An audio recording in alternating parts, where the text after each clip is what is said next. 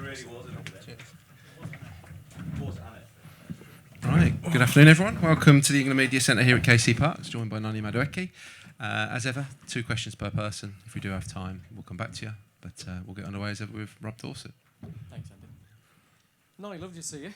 Good to see you too. And listen, mate, congratulations on your World Cup so far. First ever World Cup, and you've started 2. You've played in all 3. How's your World Cup experience been so far? Yeah, no, it's been a good experience. First objective was achieved, so really happy about that. And looking forward to the knockout stage now. From your personal point of view, though, what's it meant to you? Yeah, no, obviously it's a dream come true to compete in a World Cup. Grateful for the opportunity, and like I said, knockout football is where it's at. So trying to be at my best for that. Can I ask you about Jude Bellingham and Harry Kane? You know, just how much admired they are by everyone. How crucial do you think those 2 are for England's chances at this World Cup? Yeah, I think they've been the most decisive. 2 very decisive players, 2 players that take responsibility for us. I think Jude, especially in the last game, was unplayable.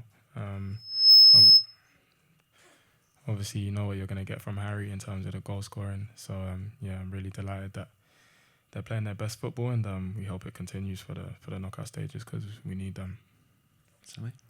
Hi, Noni. Can I ask you a question about your relationship with Bukayo Saka? Obviously known from your club, and it seems to be that you are between you 2 for that right side. What's it like going up against a club teammate for the same position, and what are the kind of strength that you and he bring to the team? Yeah, well, obviously it's well documented that we're very close. So normally it should be a little bit strange, but it's not. I feel like it doesn't really affect our relationship whatsoever. I feel like we want the best for each other when each other plays, because at the end of the day, that means that if he plays well, I play well, then England and Arsenal have better chances of winning.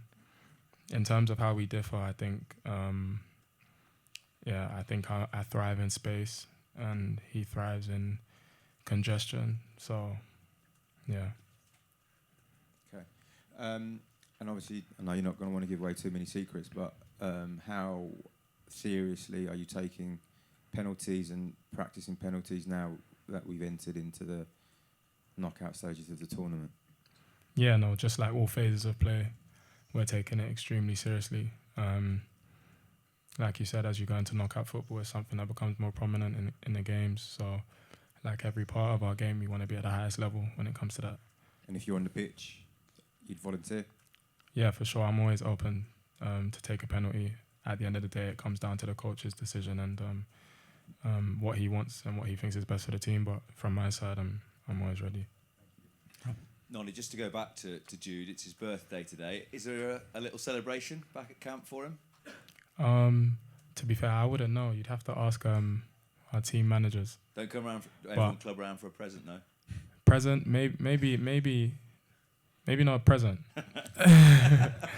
But I'm sure we'll celebrate. It's Eb's birthday today as well. So, it's going to be a good time at dinner and we'll celebrate them. Just on Jude, Harry Kane said after the match at the weekend that he felt that he came into the camp in Miami with a bit between his teeth. Have you sensed he's really found even another level by his standards? I feel like he's world-class. He's a world-class player. Like, every time I watch him, I see the same player near enough every single time. You know, I think the last game, I don't understand how that can come as a shock to anybody. Like, that's what he's been doing for the last how many years. So when I watch him perform like that, I just feel like it's normal. Just on you then, before you use the term healthy delusion about the confidence you have in your own ability, just for people who haven't seen that, explain what that means, and is that super important moving into the knockout stages that you can believe that you're the man to deliver a big moment for England? Yeah, I feel like you have to feel like that. You're a top player, you're here for a reason, you're playing for your country on the biggest stage. You have to have that confidence, that excessive confidence in your ability, because at the end of the day, alongside your teammates on that pitch, it's down to you to deliver. So whatever gets you in that mind frame to be able to do that, I feel like that's good. Sorry, you played under the roof there last year for Chelsea. I was just wondering whether you can, the experience. Sorry? You played there under the roof in Atlanta Oh, for Chelsea. okay, yeah. I was just wondering, as an elite sportsman, how difficult is it to change? What's it like, and have you spoken to the players? No, it makes no difference, to be honest, whether the roof's open or closed. It's great for us. I think it'll be about 19, 20 degrees, so perfect. Pitch is good. Yeah, I don't think that's going to be a problem whatsoever. So, yeah, same approach. That game must probably seem a long time ago because it's been a hell of a year for you. I mean, you've played a lot of games. Just talk us through the last 12 months and how you're feeling, energy-wise. It's been a long season for sure, but I feel like all the seasons are very, very long. All the seasons of my career have been long, so it's nothing different this season. But it's been a great 12 months. Obviously, winning the league with Arsenal was great, and then being able to play for my country at a World Cup is, I think, the pinnacle. So it's been great so far, and long may it continue. Hi, Noni. Just wondering what you're thinking about the Democratic Republic of Congo game, what you're expecting from them in terms of style, and obviously a number of their players have or are playing in the Premier League. Yeah, no, I expect a difficult game for sure. I feel like you get to the stage of the World Cup, you can't take any opposition lightly. All the opposition are dangerous. They all have their strengths and their qualities that they try and impose in the game. So this game will be no different. It'll be a difficult game, and we'll be ready from the start. Obviously, you've got to have that confidence, as discussed before. But how is it dealing with expectation as well? Because obviously, there's the bookmakers and everyone kind of expect England to progress and see this as a hurdle on the way to a bigger goal. Yeah, expectation is something I think all the members of our squad deal with on a daily basis. So it doesn't really make any difference to me or to anyone. Hi, Noni. Good luck Wednesday. Who have you enjoyed watching of the other teams? I've caught a few games. I haven't watched every game. I liked watching Brazil the other day. I thought they were good. France have been good. But yeah, all the teams have shown quality. The Netherlands were good in their last game. I think all the teams have had performances where they've really caught the eye, including us. So knockout football now. It's going to be exciting to see how it all unfolds. You've taken penalties. You've beaten Dean Henderson in penalties. How much of it is psychological and how much of it is pure technique? Thank you. Yeah, good question. I feel like a lot of it is psychological. A lot of it is how you strike the ball, dependent on your run-up and whether you stop or whether you wait for the keeper, or whether you just pick a corner and look to strike it as cleanly as possible. So all those things go into it, and it's probably a mix of both. Hi, Noni. Hi. Nice to see you. You too. You talked about Brazil there, and Gabriel Martinelli looks to have just scored the winner against Japan. Oh, top. I was going to say, give some love to your Arsenal teammate if you can. No, for sure. I'm happy for him. I hope he continues to do extremely well, just not if they play us. Well, if we do well in the next two games, we could obviously get Brazil in the quarterfinals.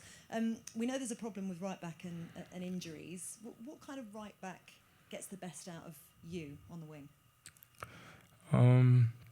Good question. I feel like a right back that can play the ball into space. Someone that just understands my game when I want the ball to feet, when I want the ball in the space, when to join in and when not to. But I think all the right backs in our team kind of understand. We all understand what we want from each other as a right unit. So yeah, it doesn't really matter who plays behind. Ed. Hi Noni, just on you and Bukayo again. You're obviously pushing each other at Arsenal and for England as well. Has that helped you, trying to get to a higher level with having each other to sort of lean on? Yeah, for sure. I feel like you always have to be at the highest level because you have a top player waiting and biting at your heels to try and get in the team. So I think that's that type of healthy competition is good. And but playing for Arsenal and playing for England, you don't really need anyone else to keep you at the highest level. You know that's a requirement. So. And for the Arsenal players in the squad, obviously you've had such an amazing season and winning the Premier League. Has that given you sort of extra belief in yourself, and to really round it off with something even more special? Yeah, no, for sure. I feel like that winning feeling lingers. It's great to take that into a tournament. Obviously as big and as prominent as the World Cup, and it definitely fills your confidence for sure. Hi, Noni. Congo are likely to set up pretty defensively, I think, as what is expected.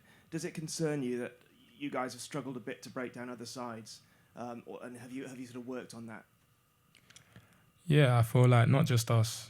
I feel like every team has difficulties with the opposition setting up 11 players in 30 metres of space. It's not easy to break down. I think we've seen other top nations struggle as well, Spain, Portugal in the last game.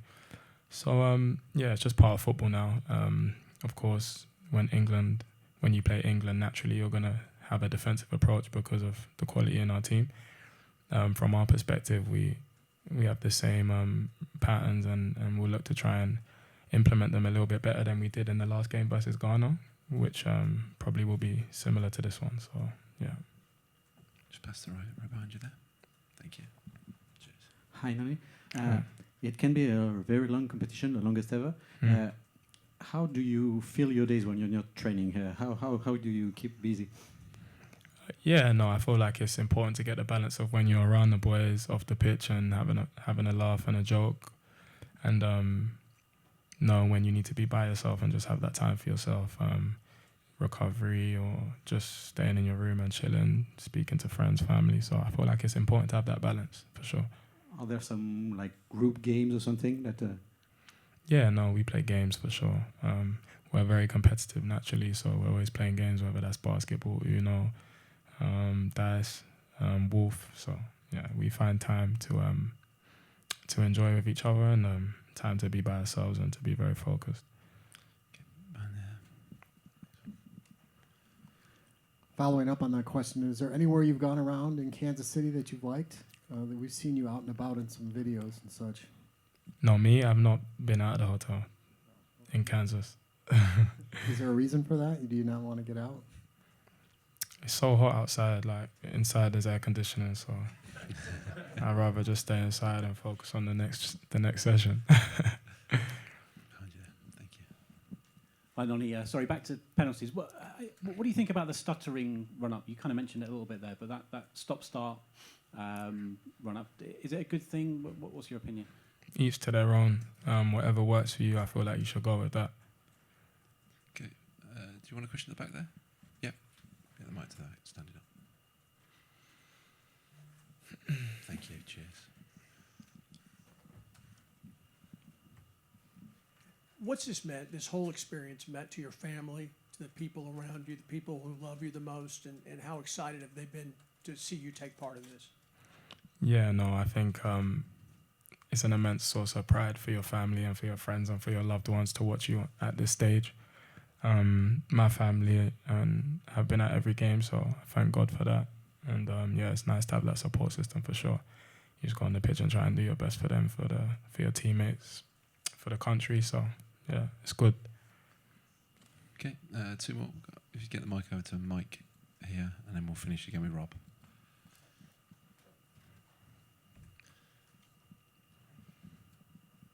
Thanks, guys. I was just interested with your answer on the basketball in particular. I just wanted to get your opinion. Who's the best player in the squad? I'm the best. And are you guys in teams, or is it every man for himself? Every man for themselves. We do like shooting competitions, and I win all the time, so I'm the best. And just Rob Dorsey back here. Thanks. Two really quick ones, Noni, if that's right. I wanted to ask you about your relationship, particularly with Thomas Tuchel, because it seems really close, and I know he's close with a lot of the players, but it seems as though he really puts an arm around you, and he's always on you almost. He won't let you rest for a moment, will he? But he's always encouraging you as well. Do you feel that bond with him? Yeah, no, for sure. Since he came in as England manager, he's paid close attention to me and to trying to help me, and we have a good relationship. I know what he wants from me. I think he knows what I'm going to do when I step on the pitch, and that clarity is important for player and manager, and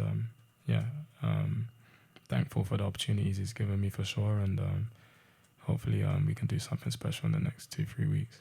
Thank you, mate. Last one is about Jordan Henderson, because I don't think he maybe got as much credit as he might have done after the game the other night, because Harry Kane had become England's all-time leading goal scorer at World Cups. But Jordan Henderson has played in 4 World Cups now, the only England player ever to do that.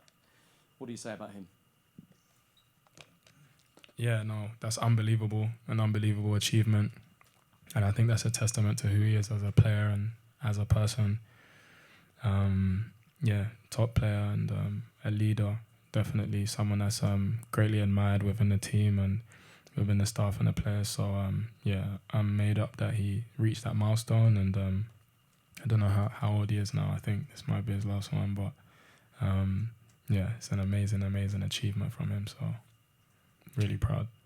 Okay, we do have one last one there at the back, and then we'll finish. Thank you. Hi, Noni. I'm Luis Enrique from Mexico. Obviously, the next rival is Congo, but what do you think about the Mexican national team? Have you seen something about the team, their games? I think it'd be naive of me to not have my full focus on what the next game is, which is the Congo game. I think, God willing, we progress, then focus will switch to whoever the opponent is in the next round. So that's all I have to say on that. Okay, just behind you there, sorry. Been waiting patiently. Thanks. Hello. I want to ask you about the hydration breaks and if you like it, and what kind of impact can it take in the knockout round finals, not only in the stage groups. Thank you. I think I seen something that Mbappe said about it, and it's so true. Football players are so reactionary. Like the other day when the hydration break came, when I just came on the pitch, I hated it. But if it was in a different moment in the game, I might have liked it. So for me, I don't really have an opinion of it. It is what it is. It's something that you deal with, and I don't think there needs to be any big hoo-ha about it. It's all right. It's fine. Okay, thank you, everyone. See you soon. Cheers. Thanks, guys. Appreciate it.